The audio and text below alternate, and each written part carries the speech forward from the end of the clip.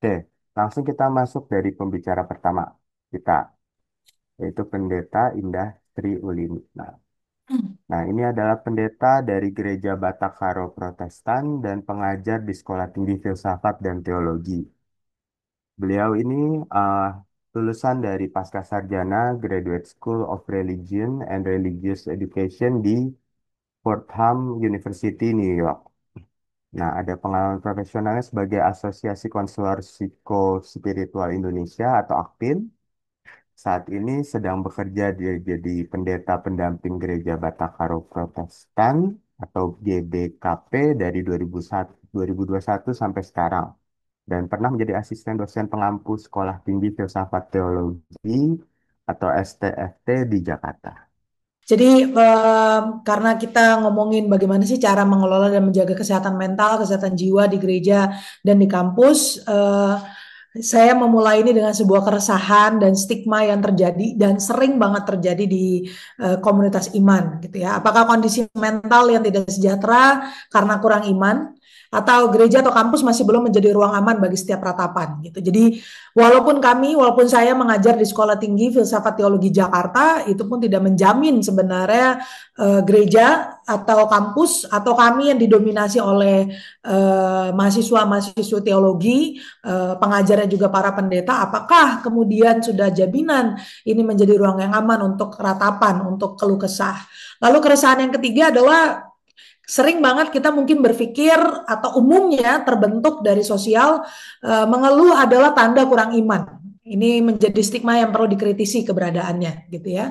Maka saya hanya menyadur dari satu konsep yang paling umum dari WHO. Kesehatan mental adalah satu kondisi kesejahteraan mental yang memungkinkan seseorang untuk mengatasi tekanan hidup, menyadari kemampuannya, belajar dengan baik dan bekerja dengan baik, serta berkontribusi pada komunitasnya. Setidaknya ini konsep secara umum tentang kondisi kesehatan mental, kondisi sehat mental atau sejahtera mental, gitu ya. Namun kondisi sejahtera mental bukanlah kondisi yang kekal. Seperti yang kita pahami dalam iman Kristen atau seperti yang saya ajarkan, nggak ada yang kekal selagi itu manusia. Ia berubah-ubah sebagai esensi kemanusiaan kita yang selalu bergerak dan dinamis, beradaptasi dengan apa yang dihadapi dan dirasakan. Maka mengalami stres, distres, cemas, ragu, khawatir, dan segala emosi negatif lainnya adalah bagian dari kemanusiaan kita juga. Begitu juga emosi positif. Segala perasaan itu perlu diterima dan dihargai dan dimaknai. Maka ketika kita ngomongin kesehatan mental dan hubungannya dengan iman dan perspektif keagamaan, menurut hemat saya perlu dibedakan antara hati dan jiwa, gitu ya. Kalau hati itu yang selalu berkoneksi dengan perasaan, emosi, berkoneksi dengan tubuh, detak jantung, peredaran darah. Ketika seseorang mengalami panic attack, gangguan kecemasan, tubuh juga berespons, tubuh juga memiliki signal tertentu, gitu ya. Lalu hati adalah pusat kecintaan dan empati, berkaitan dengan relasi terhadap diri sendiri dan orang lain. Namun ketika kita ngomongin keagamaan, iman, lalu di saat yang sama juga kepercayaan, nampaknya ini kita juga perlu mengingat tentang jiwa atau soul. Seperti yang saya ajarkan di kampus teologi pastoral, pastoral care dan konseling, pendampingan pastoral dan konseling, yang mana utama dari atau jiwa pengajaran ini adalah cura animarum, yang di apa ya, dikembangkan juga dari perspektif Katolik, Jesuit, gitu ya. Cura animarum yakni care of the soul atau cure of the soul, perawatan atau pendampingan jiwa. Maka jiwa ini berrelasi dengan esensi, identitas, pembeda dari orang lain. Keunikan manusia terletak pada jiwanya. Berkoneksi secara spiritual, jiwa, tujuan hidup, makna, relasi dengan Allah. Dan jiwa juga berpengaruh pada pusat kesadaran. Saya tidak akan membahas ini dari perspektif psikologi karena teman-teman di Atma Jaya mungkin akan lebih paham dari perspektif psikologi ataupun psikoanalisis. Tapi secara teologis kami juga menyadari jiwa ini juga adalah pusat kesadaran. Ada kebijaksanaan yang menolong kita memahami diri sendiri dan dunia sekitar.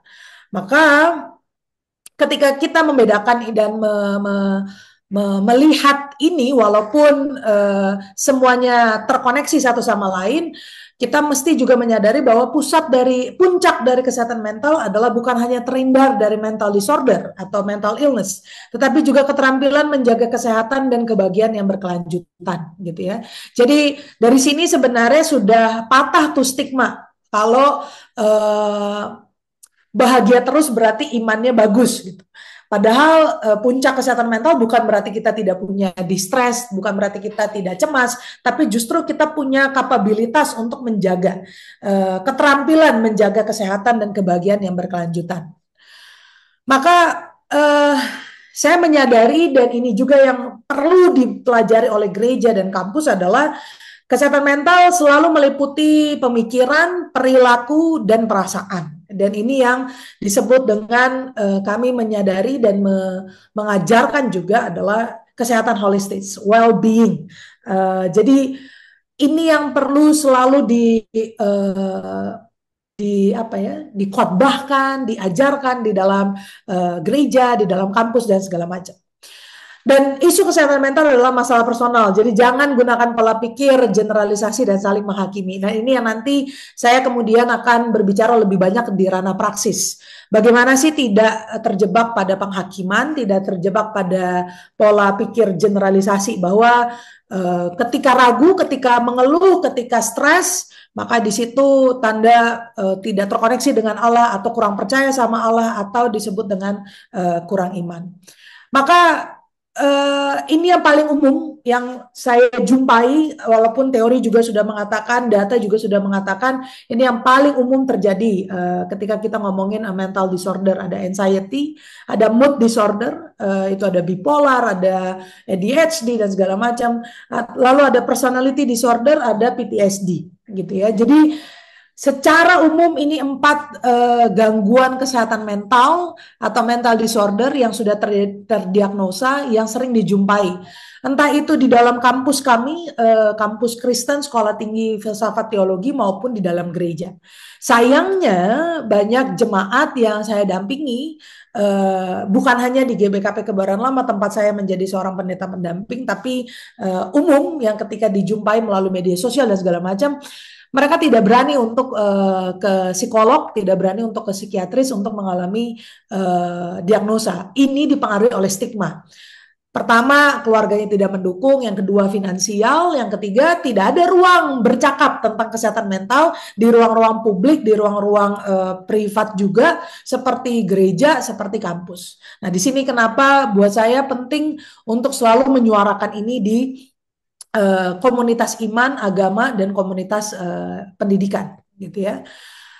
Maka ketika kita ngomongin dari mana sih sebenarnya nanti kita juga akan lebih mendalaminya. Saya hanya menampilkan secara umum yang saya tahu. Setidaknya ada 4 sebab kenapa seseorang itu bisa memiliki gangguan kesehatan mental atau terdiagnos. Itu ada genetik, ada illegal drugs, ada pengalaman traumatis, ada low self esteem. Nah, untuk genetik dan illegal drugs biasanya itu sudah lebih banyak penanganannya secara medis.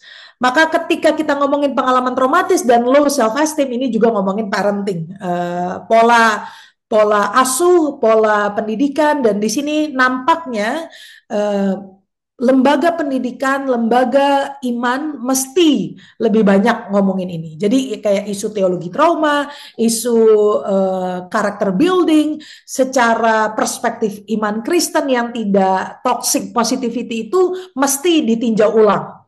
Kenapa demikian? Karena terkadang teologi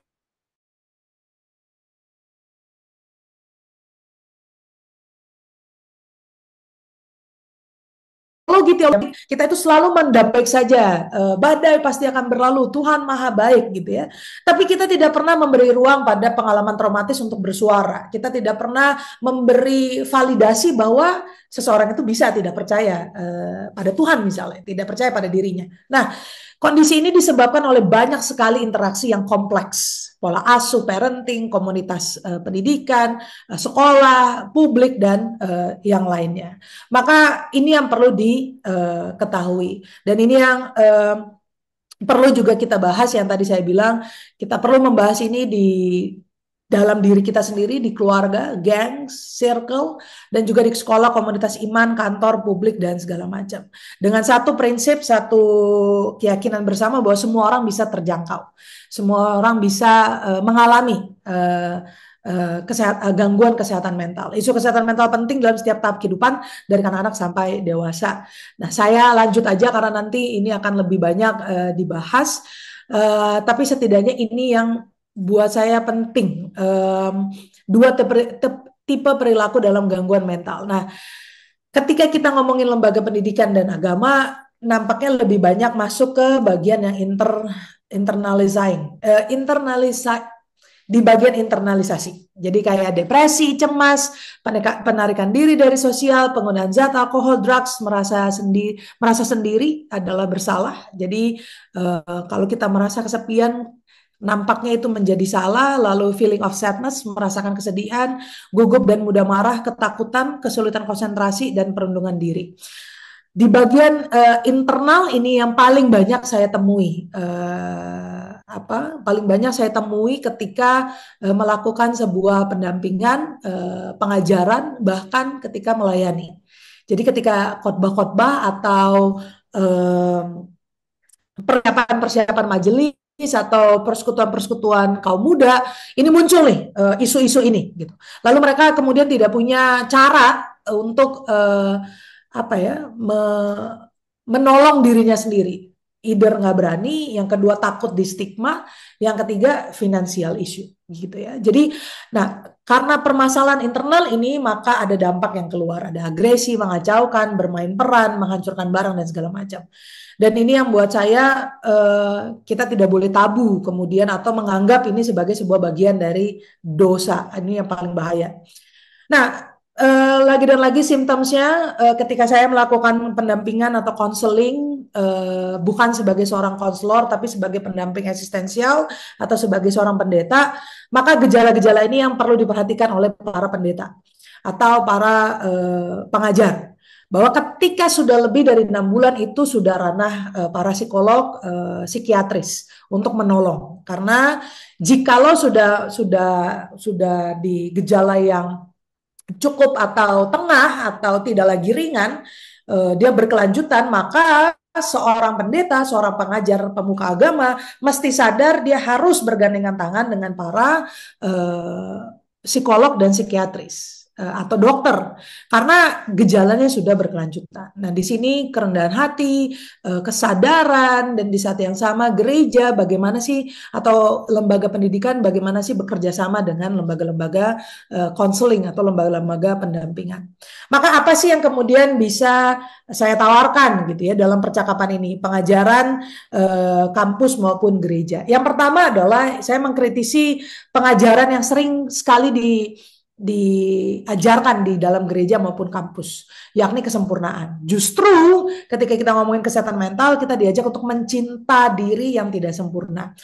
Saya tidak memakai kata mencintai, tapi saya memakai kata mencinta. Dalam Kamus Besar Bahasa Indonesia, dua kata ini sangat berbeda. Mencintai itu memberi kasih sayang, menyayangi dan segala macam. Tapi mencinta itu ada kata sedih di situ. Bersedih hati jikalau, bersedih hati mengingat akan, gitu ya. Bahwa rasa sedih adalah juga bagian dari cinta tersebut. Jadi ini bukan sebagai sebuah bentuk kelemahan, tapi sebuah bentuk kesadaran. Saya sedih, saya tidak sempurna, tapi di saat yang sama itu bukan sebuah kelemahan, itu bukan sebuah kurang iman, bukan sebuah tanda bahwa saya lebih buruk dari orang lain. Kata mencinta menjadi sangat menarik. Ini mungkin permainan kami di dunia teologi, permainan istilah gitu ya, permainan terminologi. Kata mencinta menjadi sangat-sangat menarik. Kalau kita ngomongin bercinta, dia tidak ngomongin bercintai atau dalam tanda kutip ketika kita melakukan hubungan seksual, itu hubungan yang paling rapuh. Di situ ada sebuah kesadaran kita menaruh rasa sedih pada ketidaksempurnaan, tapi di saat yang sama kita tahu kita bagian dari itu. Jadi ini paradoks. Jadi satu sisi seperti emosi negatif, tapi di sisi lain dengan mengakui keberadaan cinta, bersedih hati pada sesuatu itu, kita juga menyadari sebuah kekuatan baru bahwa saya tidak perlu sempurna untuk mencintai diri saya. Saya tidak perlu baik-baik saja untuk mencintai diri saya. Nah, ini pengajaran yang buat saya penting untuk selalu diajarkan dan sudah saya latih. Nanti saya akan sampaikan contohnya. Yang kedua adalah challenging your comfort zone and gradually step step out of it gitu ya. Jadi kadang-kadang bergerak dari zona nyaman itu memang menakutkan. Akhirnya kita terjebak pada sebuah apa ya, ketakutan, avoiding itu yang nanti kita bisa bahas tuh, attachment relationship, jadi avoiding, jadi menghindar, tidak mau ngambil resiko, jadi serba takut. Apa yang terjadi kalau ini yang terus-menerus dilakukan? Kita tidak akan punya deep relationship dengan apapun itu akan menjadi sangat shallow, menjadi sangat shadow gitu ya, menjadi sangat lemah. Dan kalau interaksi ini jadi atau relationship ini menjadi lemah, saya juga bisa membayangkan bahwa pengenalan kita terhadap Allah yang kita sembah atau Tuhan yang kita maknai itu pun akan menjadi shallow, akan menjadi tipis, tidak mendalam. Karena saya belajar dari Martin Buber, seorang teolog dan filsuf, dia mengatakan bahwa ketika kita mau mengenal Allah, kita berani keluar dari zona nyaman, namun di saat yang sama kita juga akan belajar mengenal diri kita sendiri. Lalu pengajaran yang juga penting buat saya untuk kita bahas, kita diskusikan adalah be vulnerable as you can. Jadi berani tampil apa adanya. Kalau memang sedang rapuh, sedang galau, nggak ada masalah. Nggak takut dihujat di netizen, di sosial medianya. Menampilkan diri yang sedang tidak baik-baik saja, namun dengan sebuah kesadaran bahwa itu juga bagian dari perkembangan, bagian dari pertumbuhan. Lalu yang keempat yang berkaitan dengan bagaimana sih yang dihadapi oleh banyak sekali mahasiswa, pemuda, remaja di era-era sekarang adalah kita tuh pengen banget segala hal pasti. Habis ini ngapain, setelah lulus ngapain, dapat usia segini ngapain, mencapai ini yang ditawarkan oleh media sosial atau tuntutan sosial. Padahal ketika kita kembali ke hulu atau pengajaran atau keyakinan, nggak ada yang pasti. Jadi pengajaran dan eh, pendidikan yang menurut saya penting untuk selalu diupayakan, diajarkan di dalam gereja dan kampus adalah embracing the uncertainty. Kenapa ini penting? Karena saya juga mengkritik. Banyak sekali kawanan saya, teman-teman pendeta, pemuka agama selalu ngomongin surga. Kamu akan baik-baik saja di surga. Semua akan ditebus di surga gitu. But we still live in this world gitu ya. Kita masih di dunia.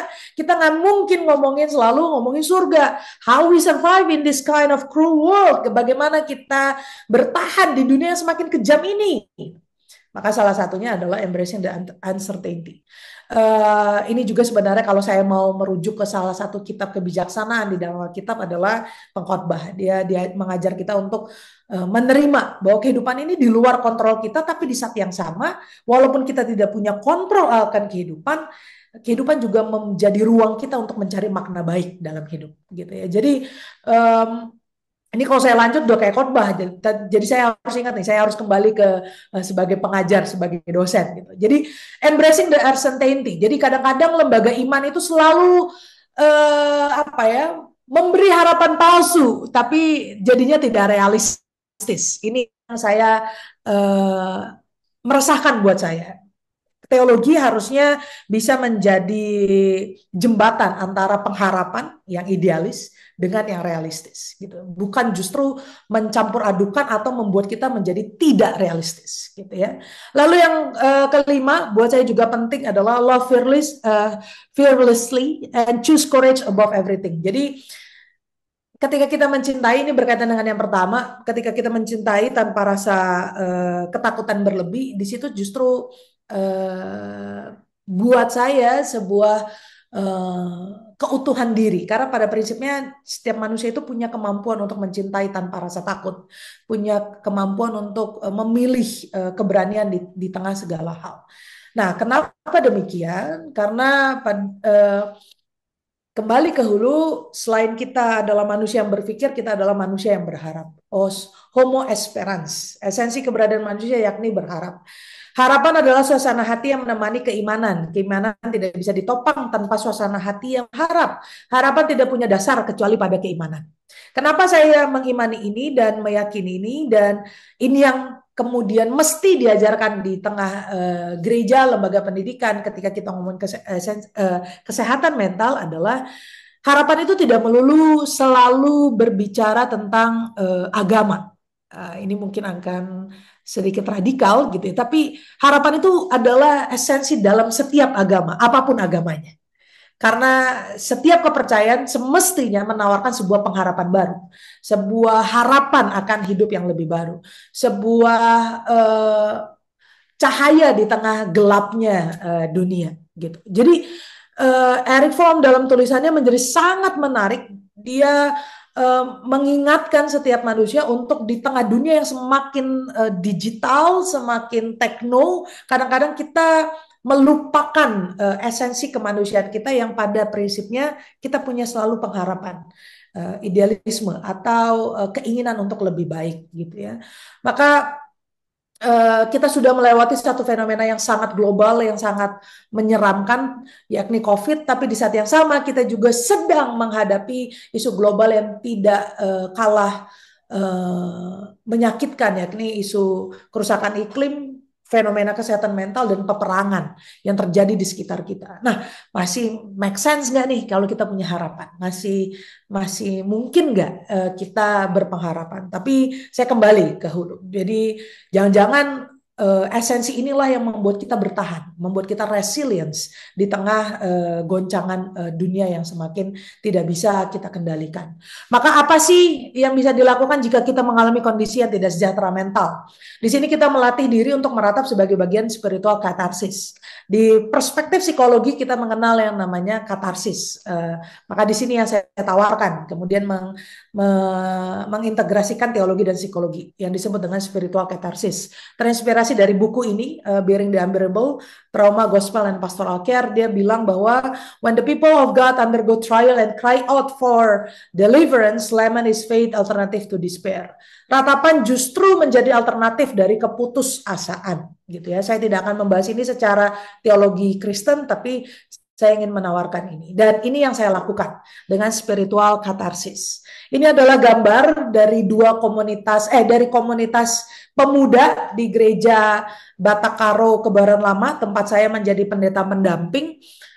Gereja saya ini termasuk gereja Calvinis, gereja arus utama yang mengakomodir suku budaya Karo. Jadi tradisi budaya Karo masih diakui di gereja ini. Berbeda dengan GKI, GPIB atau gereja Katolik yang kemudian inkulturasinya tidak sedalam gereja-gereja suku. Nah, di komunitas pemuda ini ada PA, ada pendalaman Alkitab, lalu ada ibadah minggu, lalu ada percakapan-percakapan formal yang lain.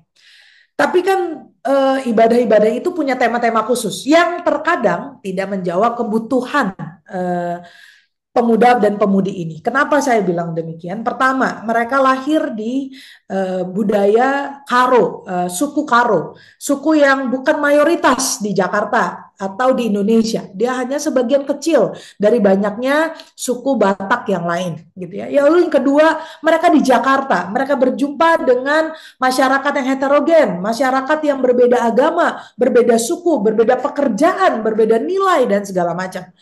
Namun di saat yang sama, gereja GBKP tidak membahas pluralisme, tidak membahas interfaith, tidak membahas isu-isu bagaimana berelasi dengan orang yang berbeda suku, berbeda iman, agama, dan kepercayaan. Maka ada ruang kosong dalam diri mereka yang meronta-ronta gitu, yang bertanya-tanya, Kak, kita bisa nggak sih ngomongin ini, ngomongin itu, tapi di PA nggak ada topiknya dan segala macam. Nah, disinilah kami berinisiasi dengan namanya growth.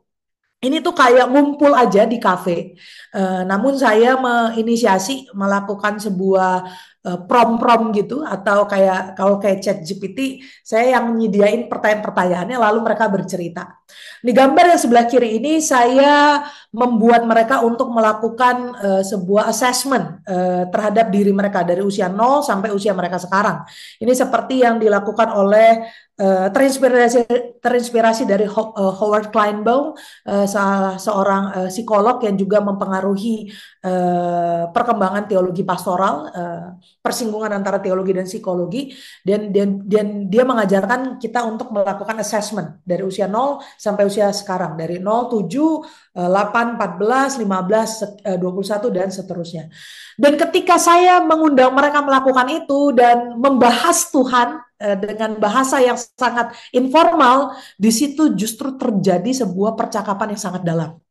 Mereka sempat tidak percaya sama Tuhan, mereka sempat membenci orang tuanya, mereka sempat marah sama Tuhan, mereka sempat tidak ke gereja beberapa tahun, mereka sempat tidak percaya pada pendeta dan segala macam.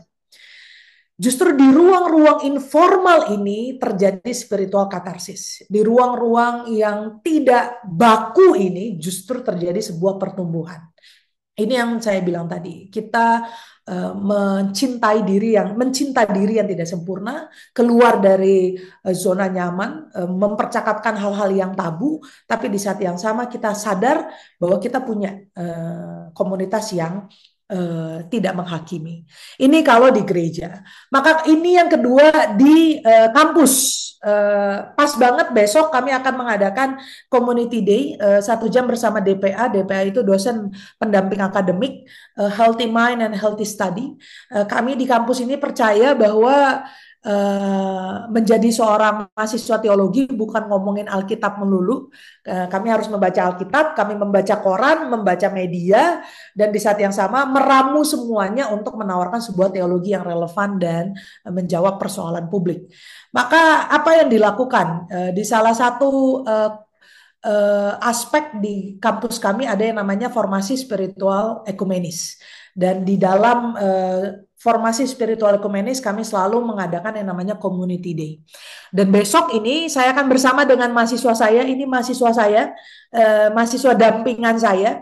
Kalau dosen-dosen lain ketika ketemu ngomongin gimana lu di kelas, nilai lu bagus nggak sama bapak ini gimana. Tapi kalau saya kemudian menyadur atau mencampur adukan dengan pengalaman kehidupan mereka gitu. Jadi nggak ngomongin nilai terus, tapi ngomongin gimana sih sama dosen si Anu, lu nyaman nggak di kelasnya, nyaman nggak lu belajar dan segala macam. Jadi justru dari percakapan-percakapan informal ini mereka merasa aman untuk menceritakan kesehatan mental mereka yang terkadang di kelas kita udah terlalu sibuk dengan para tokoh, para buku, fenomena dan segala macam gitu ya. Jadi ini menjadi ruang-ruang aman bagi mahasiswa dan dosen untuk bercakap tentang kehidupan sebagai seorang manusia. Karena sebagai seorang dosen, sebagai seorang pendeta, tuntutan untuk menjadi sempurna itu gede banget dari sosial.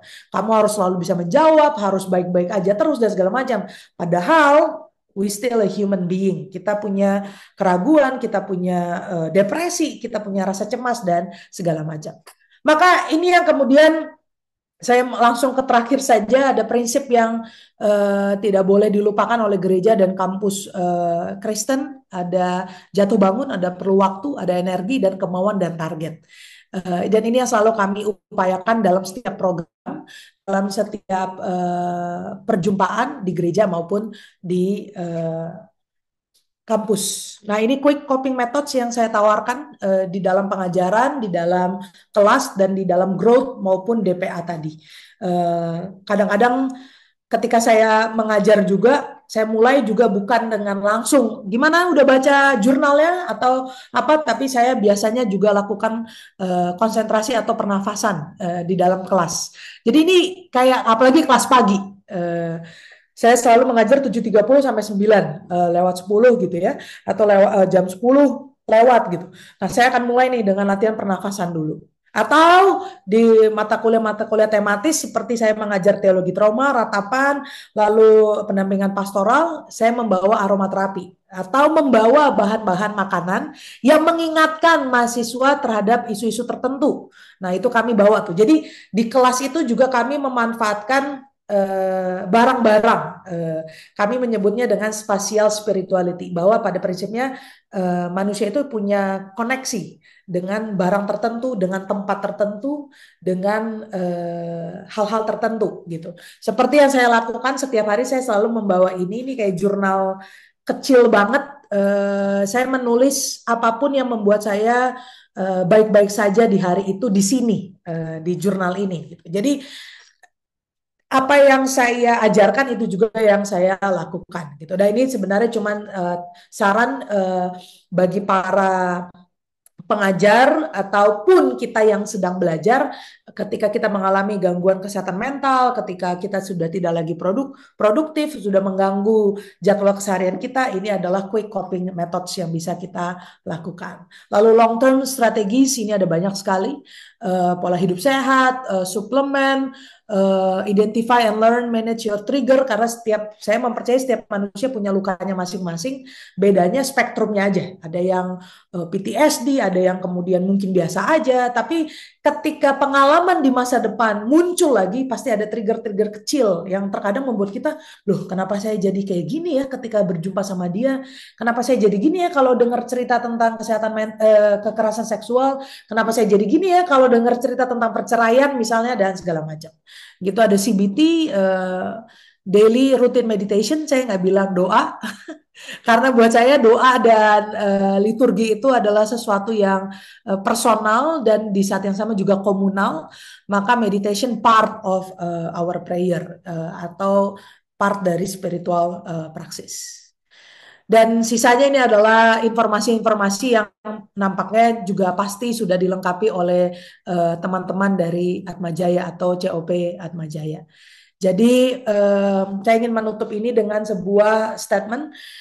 Kondisi yang tidak sejahtera secara mental dan holistis bukan tanda kita kurang iman, justru menjadi perjalanan untuk merasakan dan berjumpa dengan diri sendiri yang sudah dibentuk oleh Tuhan melalui keseharian kita yang mengandung suka dan duka itu. Tuhan yang mendengar dan bersahabat dengan seluruh perasaan kemanusiaan kita. Terima kasih Kak Erik, itu aja yang bisa saya sampaikan. Oke, terima kasih Kak Indah atas pemaparannya. Menarik sekali ya teman-teman. Jadi mungkin bahkan ada beberapa pandangan yang bertabrakan gitu ya dengan pandangan tradisional tadi, yang idealisme itu. Oke, mungkin kita simpan dulu pertanyaannya dari teman-teman. Nanti kita akan ada waktu di belakang. Tapi kalau misalnya takut kelupaan bisa ditulis di chat ya, teman-teman. Oke. Nah, kita masuk lagi nih untuk tadi kan pandangan dari pendekatan di gereja atau di tempat yang keagamaan gitu ya. Nah, sekarang ini khusus untuk di kampus. Kita kedatangan dari kampus ministry dari Unika Atmajaya, yaitu Kak Silviana Hianto. Nah, Kak Silviana ini sendiri adalah lulusan dari Master Psikologi Atmajaya Catholic University of Indonesia. Nah, untuk pengalaman organisasinya itu adalah core team member dari Forum Peduli Orang dengan Gangguan Jiwa Deus Caritas Keuskupan Agung Jakarta. Lalu untuk pengalaman kerja sendiri itu dari 2022 sampai sekarang itu ada dua, jadi double job nih Kak Silvi. Itu pertama adalah Head of Counseling Division of Campus Ministry Unika Atmajaya Jakarta. Lalu jadi associate juga psikologis, jadi praktek di Pion Clinician. Oke, kita tidak mau berlama-lama lagi, kita persilahkan saja Kak Silvi, silakan untuk berbagi tentang kampus ministry. Aku boleh dikasih ini untuk share screen? Oke, Oh, Ya, yang bisa, unik aja bisa ya. dicoba, Kak. Udah ya, oke. Baik. Sebentar. Oke, ya. Sebelumnya mau appreciate banget ya tadi Pendeta Indah sudah dengan sangat komprehensif memberikan berbagai informasi gitu ya. Nah, kalau saya lebih ingin membahas terkait dengan hal-hal yang cukup praktis tentang bagaimana Unika Atmajaya sendiri membantu para mahasiswanya, khususnya di kampus ministry itu sendiri, untuk supaya menjadi individu-individu yang lebih holistik gitu ya. Dalam hal ini di kampus ministry itu tidak hanya ada layanan konseling saja, tapi sebentar.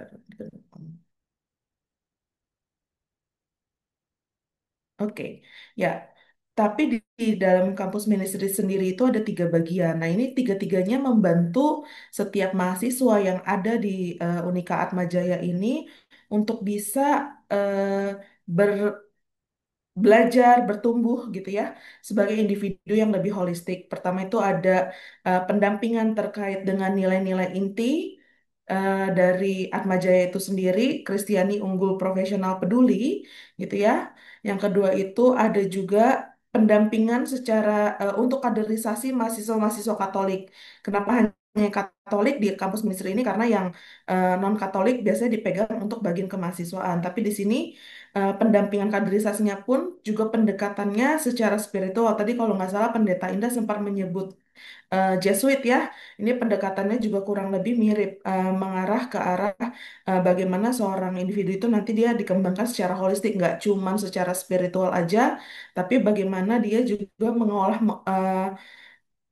dinamika hidupnya selama ini gitu. Nah, setelah itu ada juga menawarkan mental health service nih untuk mahasiswa. Sebenarnya kampus ministry nggak hanya menangani mahasiswa aja, juga untuk karyawan. Tapi karena di sini fokusnya lebih ke siswa ya, gitu. Jadi memang layanan kita sendiri pun banyak terakses oleh mahasiswa. Nah, saya tidak akan membahas dua bidang lain secara lebih lanjut, tapi lebih terhadap layanan-layanan kesehatan mental apa saja yang kami sudah berikan atau kami kembangkan untuk menjadi sebuah support system bagi para mahasiswa di Atmajaya ini. Ya, layanan konselingnya itu saya kurang paham kalau di universitas lain seperti apa, kemungkinan besar banyak dengar kalau mereka tuh bisanya lewat rujukan. Sementara kalau misalnya di Atmajaya ini layanan konselingnya gampang banget, bisa dengan mudah diakses. Mereka tinggal klik link, bisa pilih psikolognya sendiri, bisa pilih online atau offline, tergantung dengan availabilitas dari waktunya itu sendiri. Gitu ya, baik bagi mahasiswa maupun bagi para karyawan. Selain layanan konseling yang kami adakan setiap hari, kecuali di tanggal-tanggal merah ya, eh, kami juga memberikan psikoedukasi. Ini salah satu bagian penting sebagai bentuk dari bagaimana kami memperkuat atau bentuk pelayanan kami supaya mahasiswa yang ada di lingkungan kampus ini juga menjadi eh, tidak hanya sehat secara mental, tapi juga memahami eh, apa sih yang terjadi dengan lingkungannya, gitu ya. Supaya harapannya lingkungan dari kampus Atmaja ini sendiri pun menjadi lingkungan yang inklusif. Nah, di tahun lalu itu kami mengadakan mental health first aid ya. Mental health first aid itu juga sebenarnya cukup berbeda nih dengan psychological first aid, tapi ini targetnya adalah supaya membangun sebanyak-banyaknya mahasiswa yang bisa ngebantu teman-temannya gitu ya. Jadi ini bukan dalam kondisi krisis, tapi lebih ke kalau misalnya temennya lagi, kok kelihatannya dia murung terus, kok kelihatannya dia lagi cemas banget. Nah itu gimana sih ngebantunya? Nah itu kami mengadakan workshop ini waktu itu. Kemudian ada disability awareness. Di tahun ini kami mengadakan beberapa eh, bentar, datanya di sini. Ya, ada pelatihan peer counselor juga gitu ya. Kemudian ada satu hari untuk membantu para mahasiswa lain gitu ya, yang mau untuk bisa memahami stres dan copingnya gimana. Jadi ada katarsis day tadi sempat sempat disebut ya. Katarsis itu jadi kita ngegambar, ada acara permainan lempar bola gitu ya. Itu untuk katarsis. Kemudian juga menciptakan lingkungan yang ramah dan menyenangkan bagi individu berkebutuhan khusus tuh workshop bagi kebetulan ini para mahasiswa dari bimbingan konseling supaya mereka kan nantinya menjadi konselor-konselor yang juga paham nih lingkungan ketika nanti mereka ke sekolah itu gimana sih cara menciptakan lingkungan yang ramah ini. Kemudian di tahun 2024 ini ada mental health first aid, disability awareness, ada psychological first aid untuk dosen PA. Kenapa kami targetkan untuk dosen PA? Karena sebenarnya yang paling banyak akses ke mahasiswa, paling dekat dengan mahasiswa itu adalah dosen-dosen PA ini. Jadi mereka pun kami bekali untuk apa namanya, punya skill lah. Ketika mahasiswanya itu tiba-tiba kok nggak datang-datang mulu gitu ya, kok nggak pas lagi skripsian dibilang sama dosen pembimbing skripsinya ngilang gitu ya. Nah itu mereka bisa memahami, nggak cuma sekedar akhirnya memberikan judgement, oh anaknya males, oh anaknya emang bermasalah, tapi tahu gimana ya cara menghadapinya gitu. Nah, kalau di tahun 2025 ini, itu kami lebih banyak lagi workshopnya. Ada memberikan workshop tentang adverse childhood experience, itu pengalaman-pengalaman traumatis di masa kecil, gitu ya. Kemudian bagaimana menghentikan trauma lintas generasi. Jadi yang diwariskan tuh nggak cuman harta warisan aja ya, trauma pun juga bisa diwariskan lewat si transgenerational trauma ini, sehingga ini sebagai bentuk dari kita membantu generasi-generasi saat ini untuk memahami, oh ternyata aku melakukan ini karena sebelum-sebelumnya ada juga ya trauma yang diturunkan seperti itu. Nah itu eh, dalam seminar itu juga kami bantu, kami informasikan gitu ya, sebenarnya apa saja yang bisa diturunkan, kemudian gimana sih kira-kira cara menghentikan atau langkah awal lah untuk bisa break the pattern. Kemudian kami juga membahas isu-isu topik-topik yang kekinian ya. Itu ada NPD itu lagi ngehits banget kayak belakangan ini, Narcissistic Personality Disorder. Nah, kemudian untuk karyawan ada manajemen stres dan yang nanti yang akan dilaksanakan ini adalah workshop untuk disability awareness. Tujuan dari workshop ini sekali lagi untuk menggaungkan eh, lingkungan yang ramah terhadap teman-teman yang memiliki keterbatasan tertentu, baik fisik maupun yang memiliki keterbatasan secara emosional ataupun psikologis. Gitu. Nah, ini adalah data yang kami punya, jumlah data konseling. Jadi dari tahun 2020, CM itu sudah mulai bergerak gitu ya. Memang awal-awal konselingnya masih sedikit dan juga ditanganinya masih dengan biarawati ataupun romo. Jadi pendekatannya masih pastoral gitu. Karena memang ketika dulu yang menginisiasi itu mulai dari Pastoran Atmajaya. Nah, beranjak di tahun 2021, mulai ada pandemi, kami beralih mulai menggunakan sistem online. Karena nggak memungkinkan ya offline itu.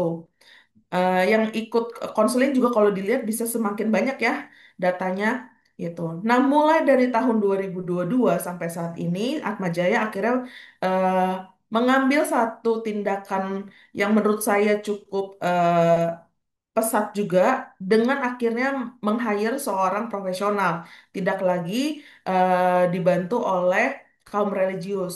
Jadi pendekatannya tidak hanya secara pastoral, meskipun itu juga baik gitu ya. Tapi yang kali ini mereka menggunakan tenaga profesional. Nah, di tahun 2022 sampai sekarang, ini kalau ini bisa dilihat jumlah konselornya, jumlahnya meningkat. Memang di tahun 2025 ini ada pengurangan, tapi sebenarnya tetap masih bisa mengcover kebutuhan-kebutuhan yang eh, diminta oleh klien-klien kami, gitu ya. Ini di saat ini ada satu psikolog full time itu saya, kemudian dibantu oleh 4 mitra yang tersebar di kampus Semanggi maupun di kampus BSD. Untuk di kampus Fluid itu memang kami tidak memiliki psikolog di sana, tapi kami bekerja sama dengan psikiater di sana karena mereka juga punya tim konselor khusus yaitu kumpulan dari para psikiater di sana.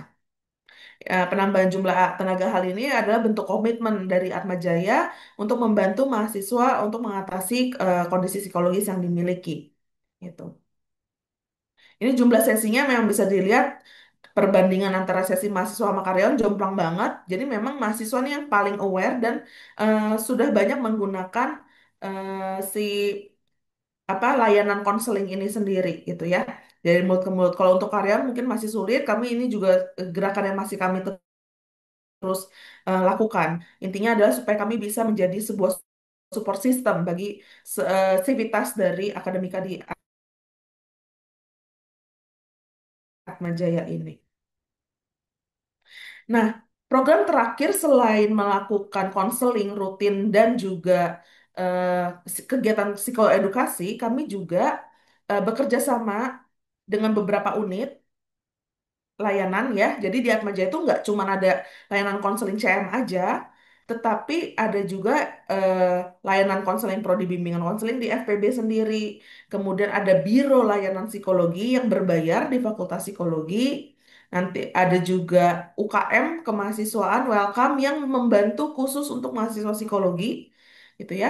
Di klinik juga di BSD sudah ada layanan psikologinya. Kemudian ada Satgas PPKS, ada Posapa yang untuk kasus kekerasan anak dan perempuan, itu juga bisa diakses. Dan juga ada layanan konseling di Ikatan Karyawan Atma Jaya. Nah, untuk semua mahasiswa baru sejak tahun 2023 kemarin, kampus ministry itu mulai berkoordinasi dengan pihak fakultas untuk mendata seluruh mahasiswa baru. Memang ini belum menjadi sebuah hal yang diwajibkan, tapi kami bekerja sama supaya datanya tetap bisa masuk banyak gitu ya. Itu kami melakukan screening menggunakan DAS 21, itu Depression, Anxiety, and Stress Scale, dan General Health Questionnaire. Tujuannya apa sih? Kenapa mereka baru masuk tuh langsung di screening? Tujuannya adalah supaya nanti ketika menjalani perkuliahan dan terdata gitu ya, kami memberikan atau menawarkan kepada mahasiswa baru tersebut, ayo ini ada layanan konseling loh, kamu mau menggunakan atau enggak? Berdasarkan hasil dari screeningnya, rasanya kamu perlu nih gitu. Tapi itu bukan sebuah paksaan, lebih ke arah sounding kalau sebenarnya kalau kamu butuh ada loh layanan yang bisa membantu kamu. Biasanya kalau dari pengalaman saya menangani sejak tahun 2023, di awal-awal memang tidak terlalu banyak mahasiswa baru yang akhirnya bersedia untuk mengikuti konseling. Tapi setelah di track, ternyata setelah semesternya semakin tinggi, mulai di semester 2, semester 3, mereka mulai datang. Gitu. Nah, itu adalah salah satu cara kami untuk bisa mengakses atau mensounding bahwa Atma Jaya ini adalah kampus yang juga memperhatikan bagaimana kesehatan mental itu sendiri. Nah, dosen-dosennya juga kami yang tadinya di disability awareness itu targetnya itu juga adalah dosen dan tendik. Jadi pelatihannya tidak hanya diberikan kepada mahasiswa saja, tapi juga kepada para tenaga pendidik dan tenaga kependidikannya. Ini fasilitasnya, ruang konselingnya yang di Semanggi itu ada dua, di kampus BSD ada satu. Eh ya, kalau di Atma Jaya itu memang gangguan yang paling banyak terdeteksi itu adalah depresi. Tadi ya udah disebut sama Pendeta Indah tuh, depresi, kecemasan gitu ya, gangguan mood tadi. Kemudian ada juga gangguan kepribadian ya meskipun gak banyak tapi itu juga muncul jadi yang tadi pendeta Indah sebut tuh oh iya iya bener tuh keren banget gitu.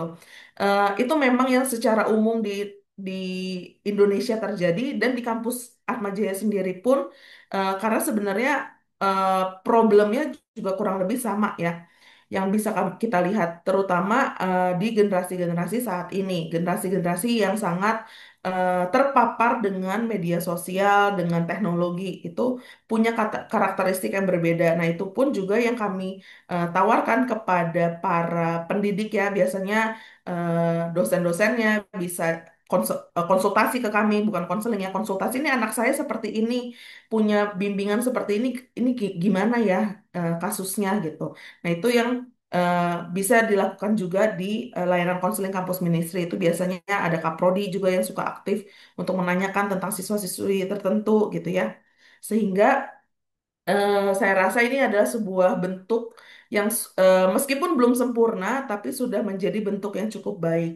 Dan kalau tadi cukup menarik Pendeta Indah sempat menggabungkan ya spiritualitas dengan pendekatan psikologi. Dan saya juga setuju tuh karena itu bukan sebuah hal yang bertolak belakang, tapi memang dalam layanan konseling yang diberikan di kampus ministry ini tidak semata-mata hanya menggunakan pendekatan pastoral ya. Tapi begitu eh, kliennya mulai mengatakan dia pendekatannya secara spiritual, nah itu kita baru masuk ke arah sana. Kenapa? Karena secara pendekatan psikologi positif, spiritual itu sudah terbukti membawa harapan tadi ya sudah sempat dibahas, dan harapan itu yang akhirnya membantu klien-klien ini untuk akhirnya bisa pulih gitu.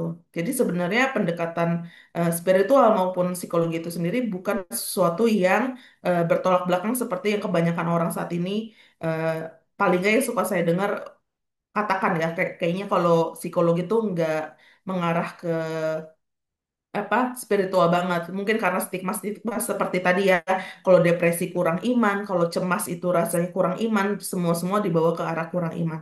Tapi dari situ justru ya mulai juga dibangun eh, iman yang seperti apa yang akhirnya bisa membangun orang menjadi lebih sehat mental. Bukan iman yang mati, bukan iman yang kosong atau hanya eh, karena percaya-percaya aja udah dari lahir saya dibaptis kayak begini misalnya gitu ya. Tapi sungguh dia pelajari dan sungguh merupakan pengalaman pribadi. Nah, itu yang kalau dari pengalaman saya mendampingi klien-klien saya yang menggunakan pendekatan spiritual, justru itu yang memiliki kemungkinan untuk pulih dengan lebih baik gitu. Boleh bertanya ke Kak Silvi, boleh bertanya ke Kak Indah. Jika ingin bertanya, silahkan raise hand. Oh ya, ini udah ada dari Kak Beni. Boleh silahkan dinyalakan mikrofon sama video. Ya, thank you banget buat kesempatan bertanyanya. Saya senang sekali ngelihat ada komunitas agama dan pendidikan sekaligus gitu ya, memblend upaya ini dalam institusi pendidikan sih ya, utamanya karena kan STFT dan Unika Majaya gitu. Nah, sebenarnya ini sih, saya melakukan tesis saya dulu pas di medical anthropology, saya melihat bahwa adanya kecenderungan bahwa komunitas agama pun menggunakan diskursus terkait kesehatan mental yang sangat individual. Ya jadinya kayak sangat menyerupai dengan psikologi dan psikiatri yang memang kan fokusnya di kognisi, kepribadian, self love segala macam itulah ya.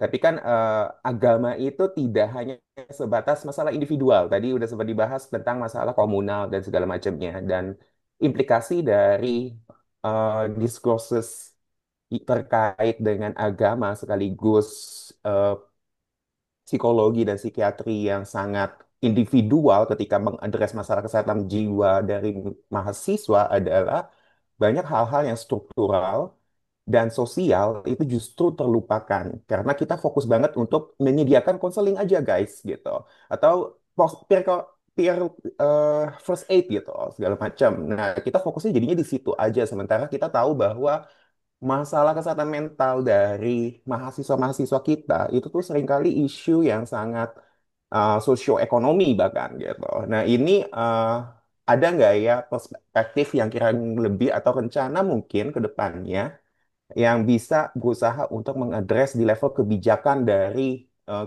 dari kampusnya sendiri supaya lebih supporting mental health-nya juga gitu.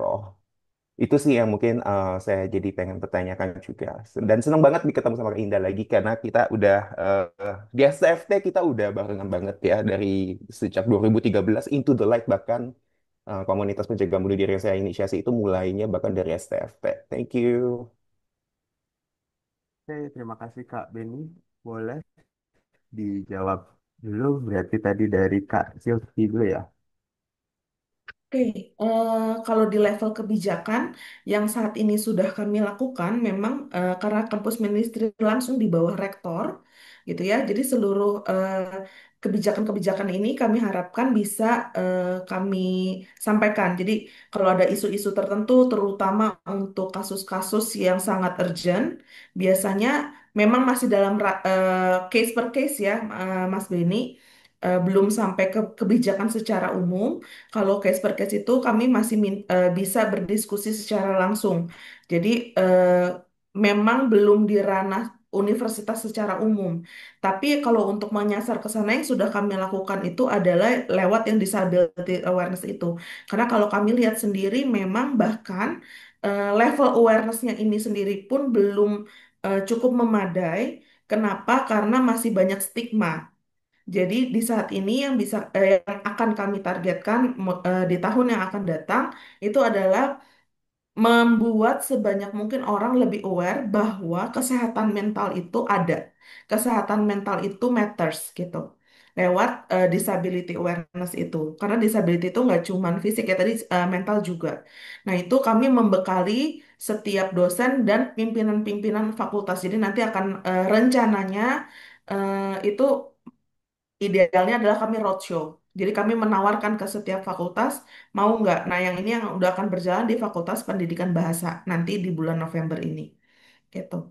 Nah, beberapa kebijakan seperti ya itu ya kalau misalnya ada mahasiswa baru gitu ya, itu sudah mulai nih bekerja sama juga dengan panitia-panitia pengenalan kampus gitu ya, untuk menyasar kira-kira eh, ranah seperti apa yang bisa ngebantu mereka supaya mereka bisa berkuliah dengan baik gitu. Tapi saya rasa mungkin ini masih langkah yang kecil banget ya, masih baby step banget. Jadi mungkin belum sampai menyasar apalagi ke arah sosioekonomik gitu. Salah satu yang mungkin bisa diberikan Atma Jaya adalah layanan konseling ini gratis. Jadi mereka pun punya akses, ada dan nggak ada gitu ya. Dan ini diusahakan menjadi ruang aman ketika di rumahnya mungkin tidak aman, di rumahnya atau di lingkungannya itu tidak aman gitu ya. Ini menjadi sebuah akses, menjadi sebuah support untuk mereka. Sejauh ini yang dilakukan Atma Jaya masih di tahap itu. Kasih. Oke. Terima kasih Kak Silvi. Ada tambahan mungkin dari Kak Indah? Terima kasih Mas Erik dan Kak Silvi. Jadi makasih Ko Beni. Aku pernah mengundang Ko Beni untuk mengajar di kelasku. Saat itu kita ngomongin tentang teologi pastoral dan bunuh diri saat itu. Nah, mengapresiasi gerakan yang sudah dimulai. Nah, ketika ngomongin sosioekonomik, mungkin yang sudah kami lakukan di Jakarta adalah selalu mengupayakan beasiswa ya terhadap mahasiswa-mahasiswa yang kemudian ketika sudah masuk mereka mengalami gangguan finansial. Apakah kemudian ini langsung berelasi, langsung related dengan kesehatan mental? Mungkin tidak.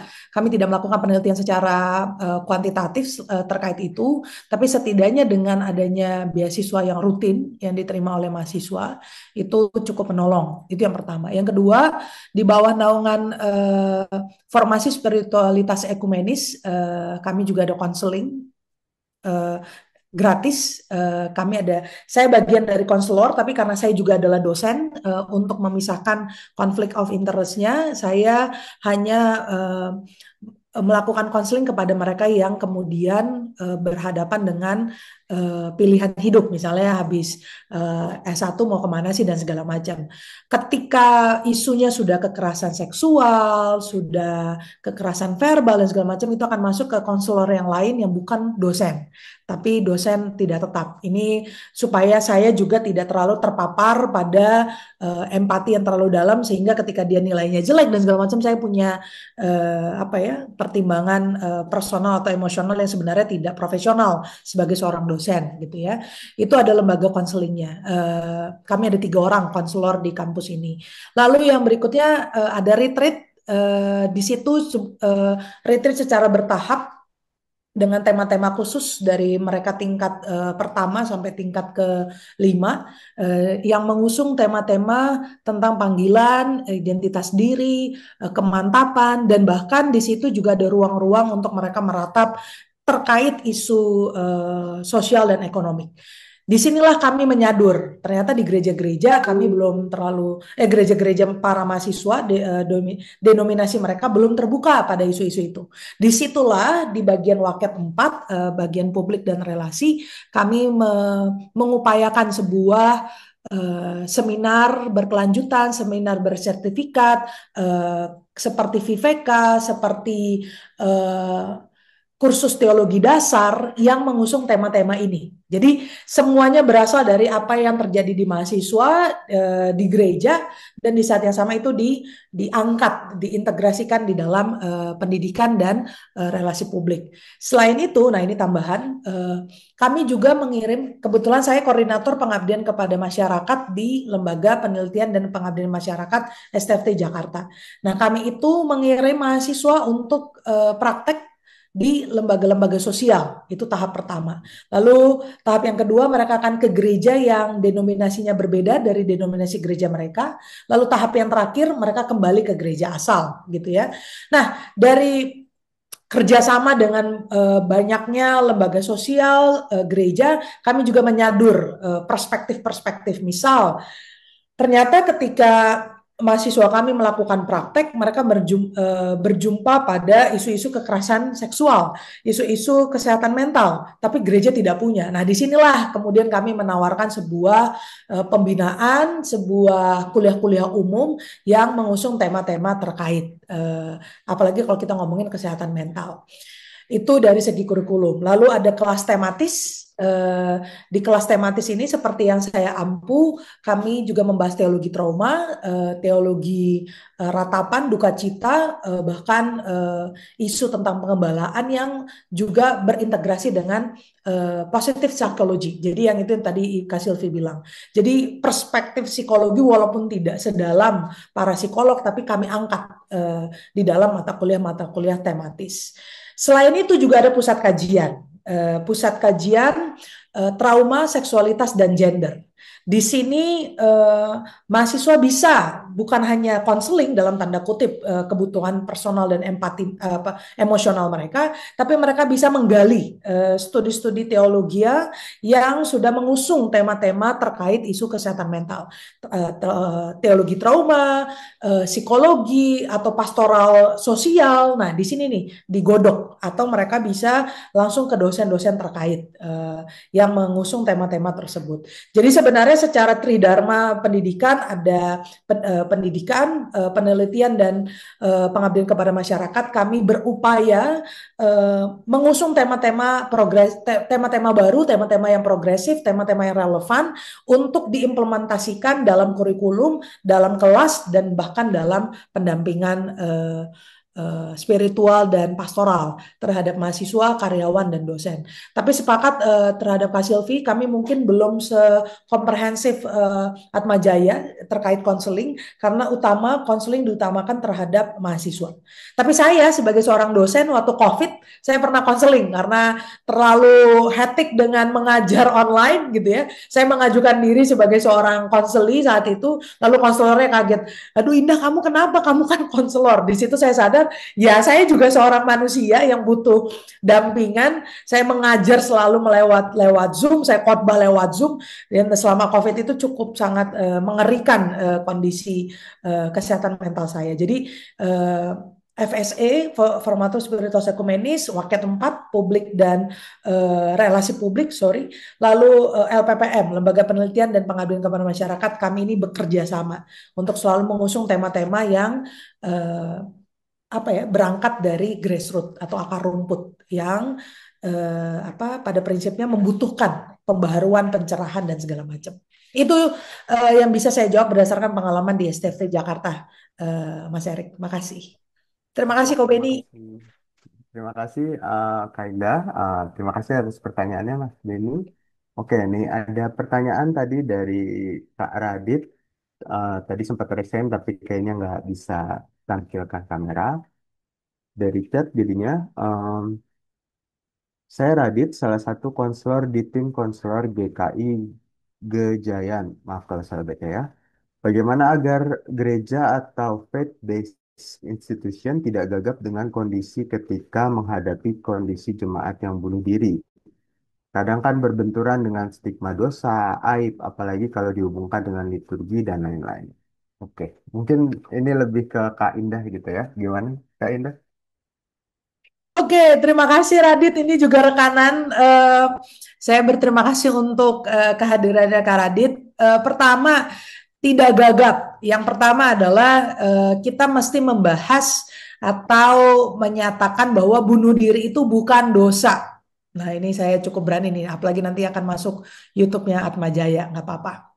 Ya, saya berani ngomong kayak gitu walaupun gereja saya GBKP belum menerima kematian dikarenakan tindakan bunuh diri.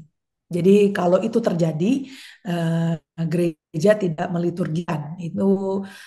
Itu yang menjadi keresahan saya sampai saat ini. Tapi buat saya paling penting adalah bersuara. Maka gereja masih melibatkan saya dalam penulisan buku tata gereja dan segala macam, itu yang selalu saya upayakan untuk bicarakan, gitu ya.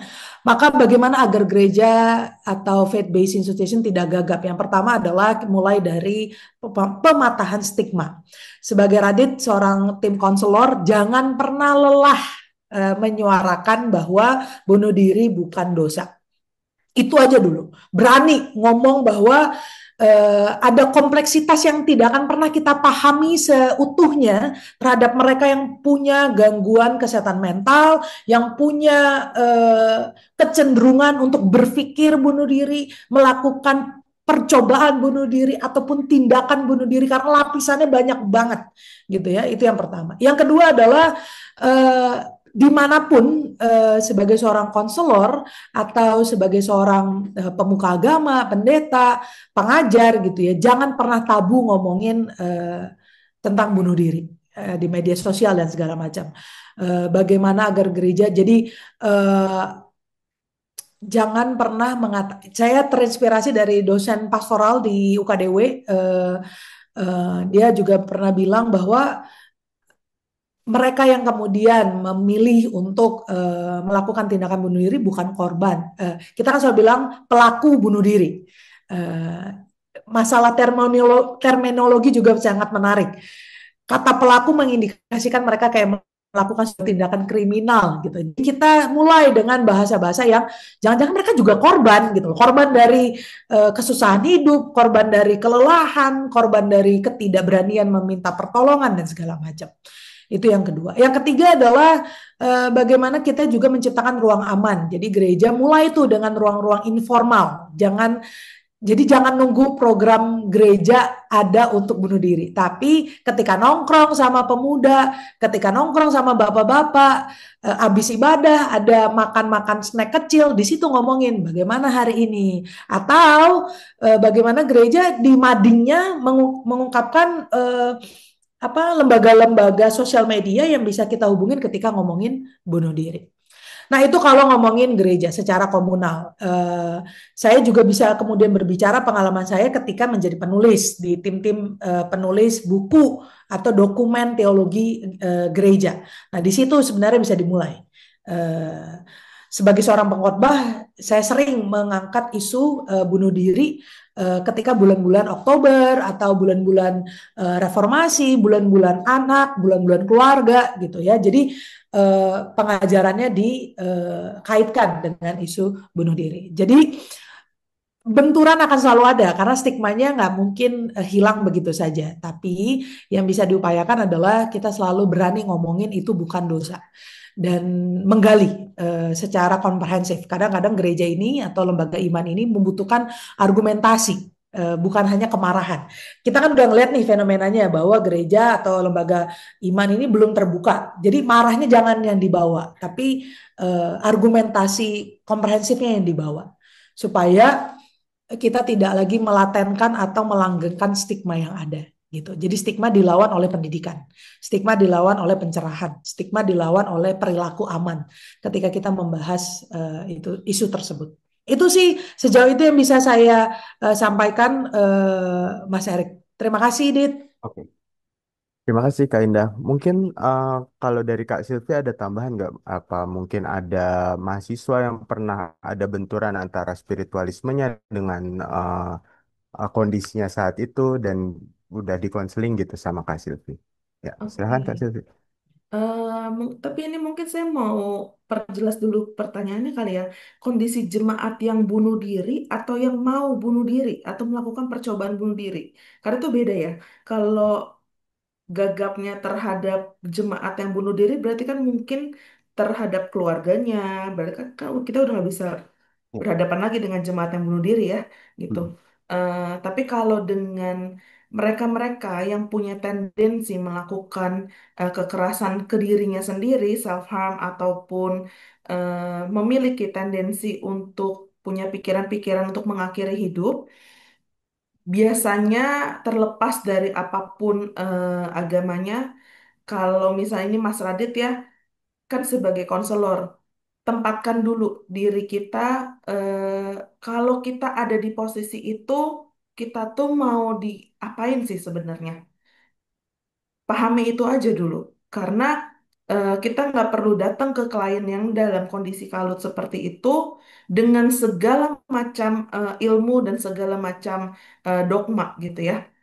Kenapa? Karena yang mereka butuhkan saat itu adalah ditemani. Yang mereka butuhkan saat itu adalah dipahami. Ya, orang yang punya tendensi sampai mau mengakhiri hidupnya, berarti dia sudah tidak bisa melihat ada sesuatu yang perlu dia lakukan lagi di dunia ini. Dia sudah kehilangan itu. Nah, kalau kita mau menempatkan diri, kita mau membantu gitu ya, supaya nggak gagap nih. Aduh, ada orang ngomong nih, dia kepingin bunuh diri, aku mesti gimana ya gitu ya. Tempatkan aja. Kalau aku di posisi itu, aku mau ditemani orang yang seperti apa ya? Apakah aku mau diceramahi kah? Atau aku mau cuman sekedar ada aja untuk aku gitu. Nah, pastinya supaya nggak gagap perlu ada psychological first aid tadi ya untuk skill-skillnya nih. Tapi untuk basicnya itu dulu Mas Radit. Karena kita sebagai konselor harus memisahkan diri. Saat ini aku berperan sebagai konselor atau aku sebagai orang, kita dia sebagai orang yang mau eh, mengajarkan dogma gereja. Itu beda. Kita nggak bisa campurin. Even ketika saya pun punya, saya cukup pendekatannya cukup spiritual, tapi ketika dengan klien-klien yang dia dari awal kayak gue nggak percaya nih sama Tuhan gitu, ya saya nggak bisa paksain gitu. Tapi itu dia, makanya ketika kita datang dengan satu klien, apapun masalahnya, tempatkan. Ketika orang saya berada di situasi dia, saya tuh maunya ditemeninnya kayak gimana ya, sama orang kayak gimana ya, gitu. Nah, karena biasanya orang dengan kondisi kalut itu mereka cuma butuh ditenangin. Kadang-kadang kita diem aja, keberadaan kita yang sungguh atentif ke orang ini itu udah membantu gitu. Nah, tapi kalau dari sudut pandang tadi Pendeta Indah itu ya, kalau saya lihat itu lebih ke arah, tadi lebih ke kebijakan yang lebih luas tuh, dengan kita menggaungkan tadi ya gitu. Tapi perlu ini juga sih Mas Raditnya, eh, beneran yakin nggak nanti kalau menggaungkan dan nggak sungguh-sungguh yakin, nah itu juga jadi masalah nih gitu. Karena kan dengan kita berani mengubah menjadi agen perubahan kan itu juga pasti ada banyak banget tuh tantangannya gitu. Nah, tapi kalau mau secara personal tadi sih itu, supaya nggak gagap satu ya pastinya harus membekali diri dengan tadi ya skill-skill psychological first aid. Jadi dalam kondisi krisis apapun, aku mesti ngapain sih? Gimana sih cara menenangkan orang? Kadang-kadang ada orang yang panik attack, kita ikutan panik gitu. Nah, itu gimana caranya nih supaya aku nggak ikutan panik? Oh, bantuin dia nafas. Oh, aku diem aja, nggak perlu terlalu banyak ceramah gitu. Karena orang panik, kita semakin ngomong, semakin berisik di sebelah dia, itu dia makin panik gitu. Nah, itu pastinya skillnya perlu ditambah. Tapi kalau dasarnya banget, tempatkan aja dulu diri kita di posisi orang itu. Supaya rasakan aja orang yang mau bunuh diri itu orang yang kayak gimana ya. Orang yang udah nggak punya harapan, orang yang udah helpless. Kayak mungkin dia udah usaha sana sini tapi tetap nggak bisa mendapatkan jalan keluar, rasanya udah nggak ada lagi yang bisa diharapkan di dunia ini. Nah, ketika kita bisa mulai merasakan itu, terus aku mau jadi orang yang seperti apa ya untuk menemani orang ini, gitu. Konselor itu teman seperjalanan. Jadi kita nggak perlu untuk jadi yang lebih tahu.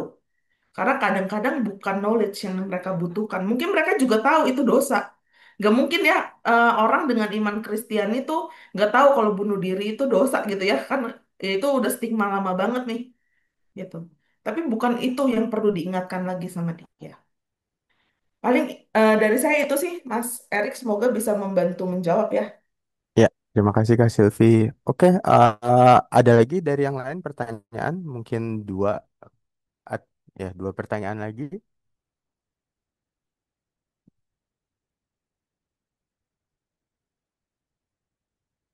Oke, misalnya tidak bisa menyalakan mikrofon, bisa juga ditulis di chat seperti Kak Radit tadi.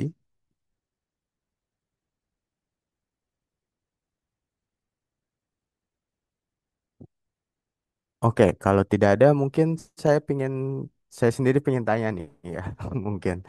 Jadi ada beberapa penasaran nih. Mungkin pertama untuk Kak Indah dulu gitu ya. eh Kan tadi ada cerita bahwa ada yang kehilangan imannya gitu ya. Jadi bahkan nggak datang ke gereja lagi. Terus berapa tahun nggak datang ke gereja gitu ya. Dan kalau dari Kak Indah sendiri, ini gimana sih cara mereka di monitor gitu ya? Kemungkinan kan kalau orang kehilangan imannya gitu ya, bisa jadi itu adalah posisi di mana dia vulnerable gitu ya. Nah, gimana cara Kak Indah mendekati mereka lagi? Nah, Nah, terima kasih Mas Erik. Ini fenomena ini sebenarnya sudah sangat terjadi ya dengan apa ya dengan istilah the churching. Jadi kita we believe in God, we believe in Jesus, but we don't believe in church gitu ya. Karena terlalu banyak masalah di gereja yang melukakan kepercayaan kita. Korupsi, kekerasan seksual, pendetanya cabul, pemuka agamanya pedofil dan segala macam gitu ya. Jadi kayak, duh ini gimana sih? Ini jangankan umat ya, saya juga kayak, aduh gimana nih ya mengemban identitas sebagai seorang pendeta. Nah caranya gimana sih? Saya selalu percaya, saya belajar ini ketika 2014-15 ketika S2 yang pertama di STFT Jakarta ketika kami membahas intergenerational ministry.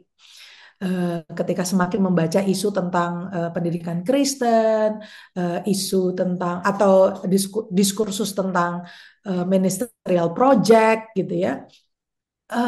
Kita itu kan keagamaan ini selalu formal ya, datang ibadah, kasih persembahan.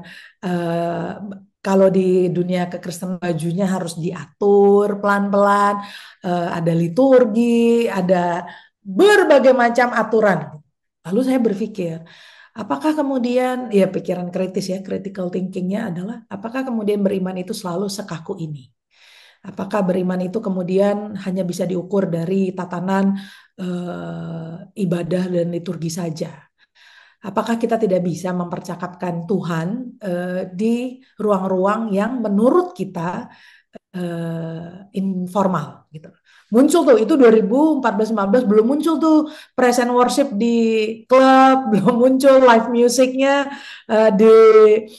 di kafe dan segala macam gitu ya. Walaupun saya juga punya kritik ya terhadap fenomena itu. Tapi fenomena terbesar adalah kita udah nggak percaya gereja, tapi masih percaya sama Tuhan, masih percaya sama pencipta kita. Maka yang saya lakukan yang pertama adalah menjejaring. Saya kemudian sebagai seorang pendeta kayak punya tanggung jawab kan untuk datang ke gereja setiap minggu.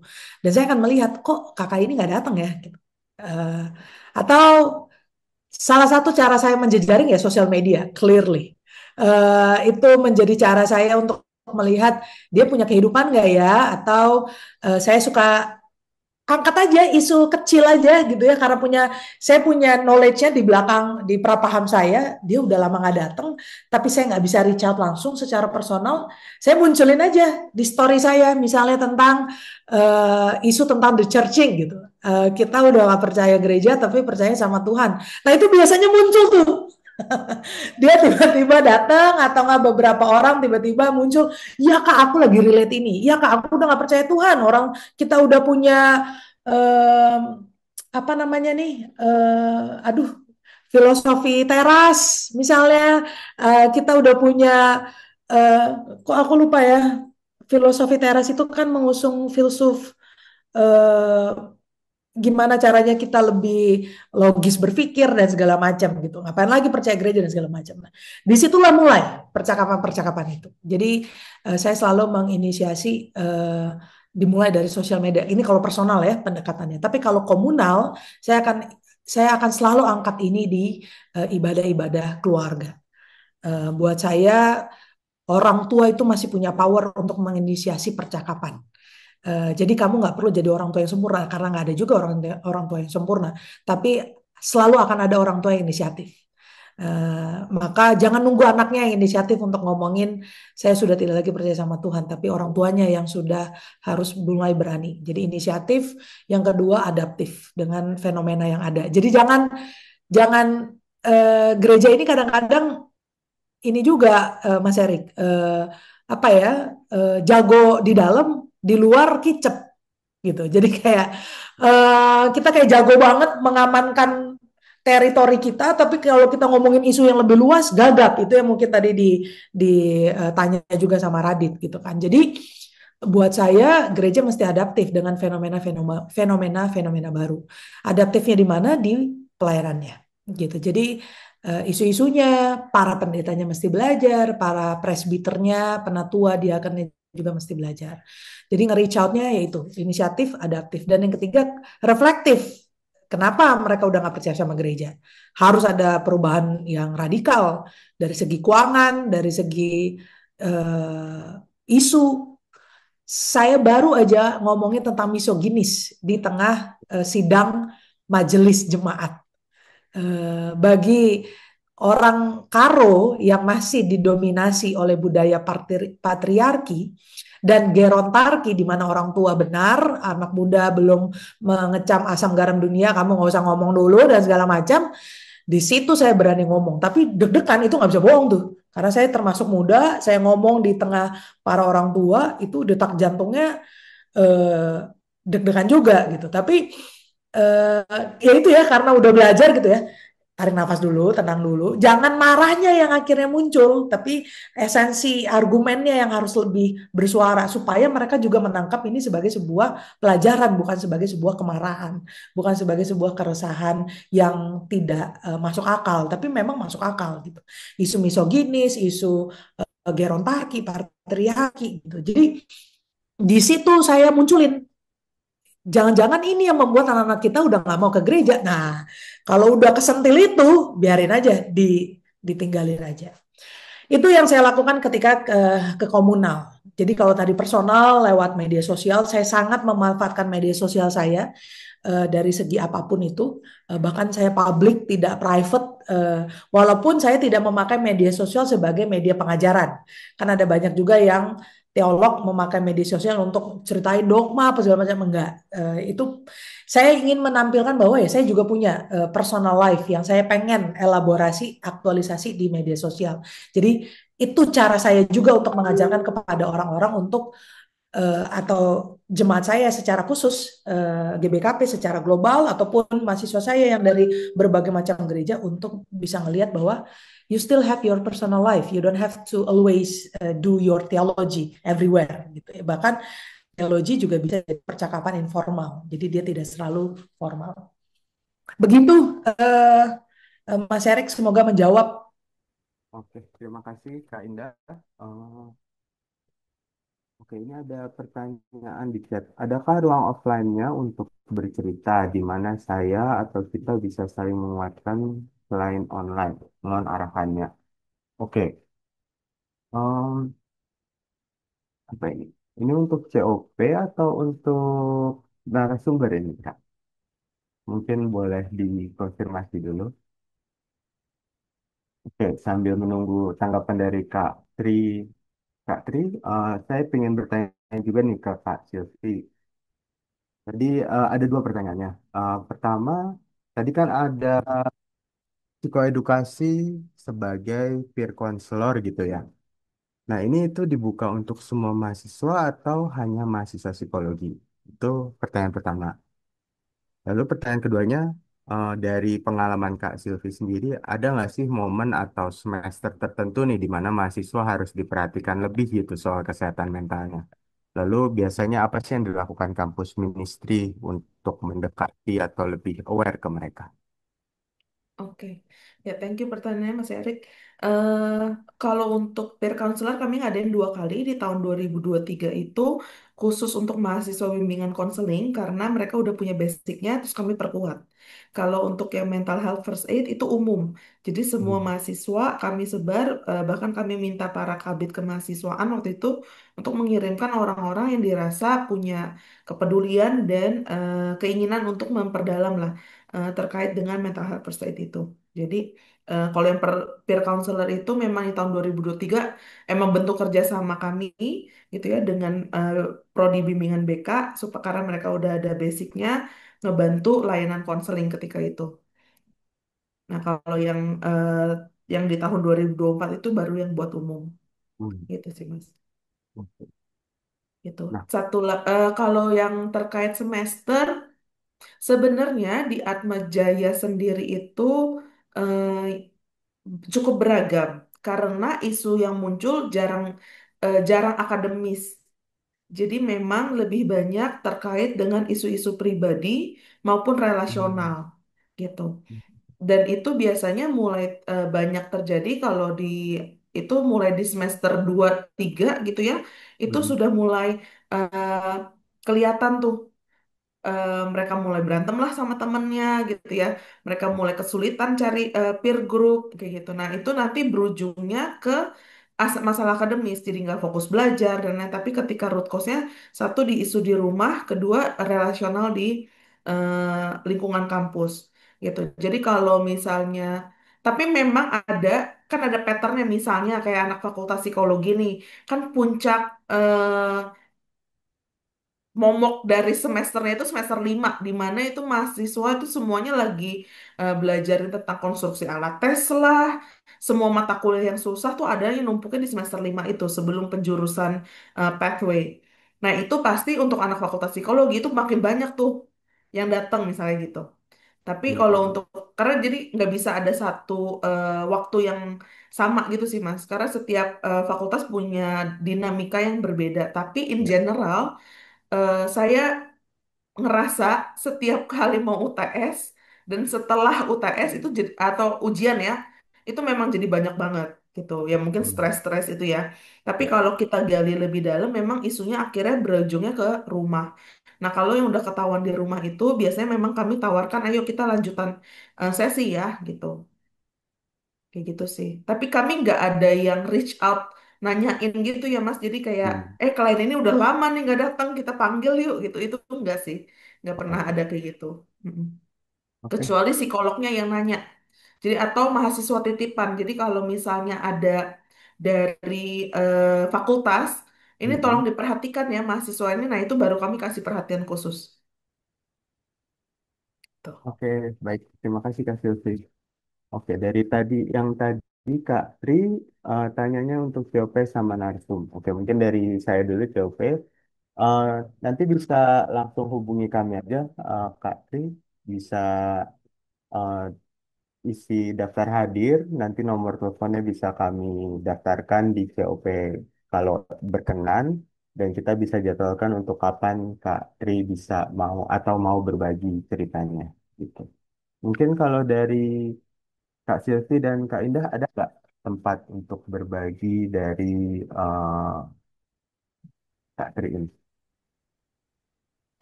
Kalau dari kampus ministry, karena ini lingkup cakupannya hanya untuk Atma Jaya, jadi kayaknya kalau dari untuk orang luar kami akan arahkan ke layanan konseling yang lain ya, Hmm. Mas Erik gitu. Tapi kalau misalnya di luar, kayaknya sih saya sempat mendengar beberapa support group. Nah itu kan juga bisa jadi salah satu tempat yang misalnya support group untuk skizofrenia, support group untuk apa gitu ya. Nah itu Hmm. bisa dimanfaatkan sih sebenarnya. Dari Kak Indah? Kalau Mas Tri, karena saya tidak terafiliasi ke apa ya, ke grup-grup tertentu, kita bisa reach out, bisa ngobrol langsung di media sosial. Media sosial saya seperti nama saya sendiri, Indah Sriwulina. Jadi see you di media sosial.